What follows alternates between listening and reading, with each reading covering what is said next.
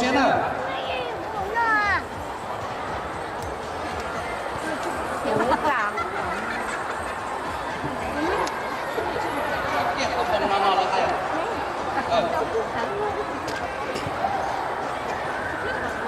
甘家找会去一落，nhà rộng同学。张老师开了哟，开了 Well, Honey, no. I probably have to say a few English words. This will be the song, yes, the artist, and it won't have any music. So hopefully some will enjoy it, some may not. But just listen to the song.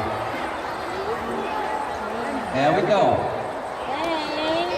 我家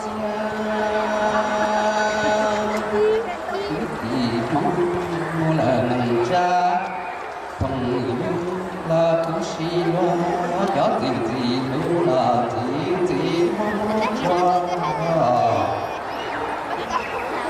兄那里兄大梦子把老喂，兄那里兄大梦子把老兄。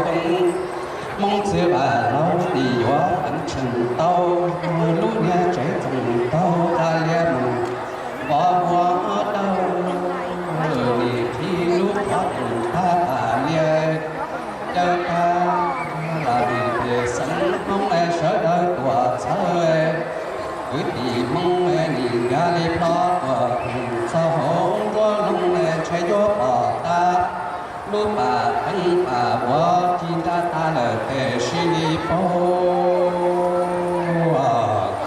cứ thì không có quả giàu lỡ chúng ta sợ lời chúng nhân qua kế cũng sẽ xin